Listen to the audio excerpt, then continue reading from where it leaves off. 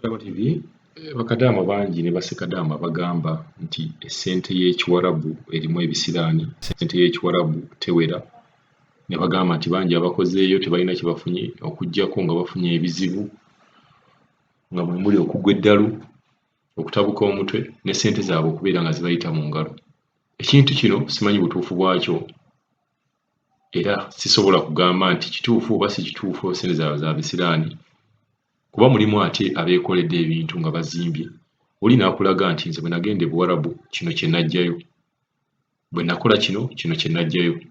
Naye ne wabeerawo oli n'agamba nti nze nagenda e Buwarabu ebbanga lyonna lye mbaddeyo nkomyewo ne Uganda ssente zonna ze nalina baazibba. Ssente zonna ze nalina bwe natandika ka bizinesi konna kaagwa. Tusobola okubuuza kiva ku ki? Biba bisiraani bya Buwarabu, biba bisiraani byo, bubeera butamanyaabo, bubeera kubeera ng'ofunye ssente z'oteetegekera kubeera ng'osobola ozikola ng'okomyewo e Uganda. Kiba kiki ekintu ekyo? Jjukira kino ekintu nnyinza okigamba nti omuntu bw'oba ovudde wano e Uganda nga toyina ssente, nga tofunangako ssente ne zikuggwaako, kyansi za ssente okuggwaako ng'ozifunye bufunyi zibeera nnyingi nnyo. Kuba teweekoonangako. Naye omuntu eyeekoonako n'amanya nti bwe mba ntambula wano enkonga ejja kunkuba, y'oyo omuntu agenda ogibuuka ekiro. Naye omuntu bwe batekubangako kitegeeza nti ojja kubeera ng'olowooza ssente z'olina nnyingi. Wali ofunyeeko mukwano gwo n'abeera ng'awangudde ssente mu kalulu, ng'omuntu oyo abadde mwavu naye n'awangula ssente mu kalulu. Tewali muntu yenna yawangudde ssente mu kalulu nga tabeeranko na ssente ezo zimulamira. Lwa nsonga abeera ne excitement. Kati over excitement eyo n'owulira nga kugamba oli wa mutawaana nnyo, oli waggulu, ssente zonna zikuggwaako. Ekisookera ddala oba tomanyi nkozesa zaazo, oba kugamba otuuse mu kintu ky'otamanyi, oli mu kintu ky'otategeera, naye ate omuntu yali afunyeeko ssente. Oyinza okwesanga omuntu oyo ssente asobola ozikuuma ne zimuggwaako ate asobola ozikuuma. Kibeera nga bufumbo. Omukazi eyali anobyeko ate bw'agenda mu ddyo eddala ayinza okubeerayo, naye ate gwe akyepanka ogamba nti bakampasa, oyinza okubeera nga first time yo emitawaana gigenda kukubeerera mu bufumbo, okakase n'okakasa ogambe ate banaye kino kikinayingirira.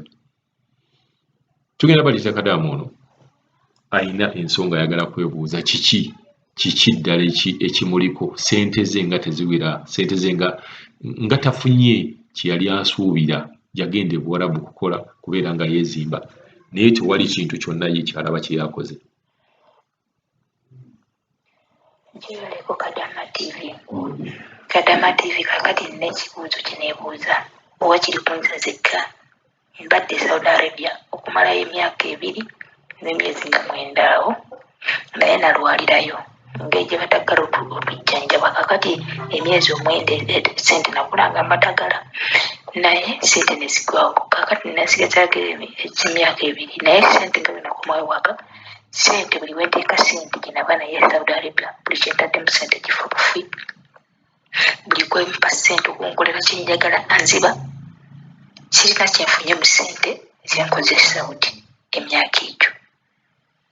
Balina kye bankola, n'okukola sikyayagala, mpulira sikyayagala okukola. Nava e Saudi sirina mirembe nga bwe nali nga ndi mu Uganda. Neebuuza nkoze ntya? Ssente zonna zanzigwako. Buli we nageza otteeka ssente gye nava naye e Saudi yafa, ne banziba nenzira ate ku zero ddala ate okusinga nga bwe nali nga sina nagenda. Kizibu ki ekiri mu ssente z'abantu bano? Oba ffe Bannayuganda tuliko ebisiraani oba balina ekintu kye batukola? Bannaye mumpe ku magezi. Sirina mirembe. Newensula bagala ssente, naye okukola saagala nakukola, mpulira saagala nakukola. Bukyanga nvaayo ssente yonna yafa, banziba nadda ku zero. Abaana sibalabangako, abaana tebaliddeeko, banziba buli gye nateeka ssente.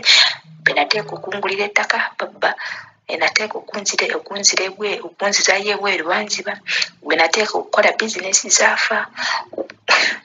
Buli kyokwatako kifa kasita ng'otaddemu ssente yaabwe gye nava naye Saudi.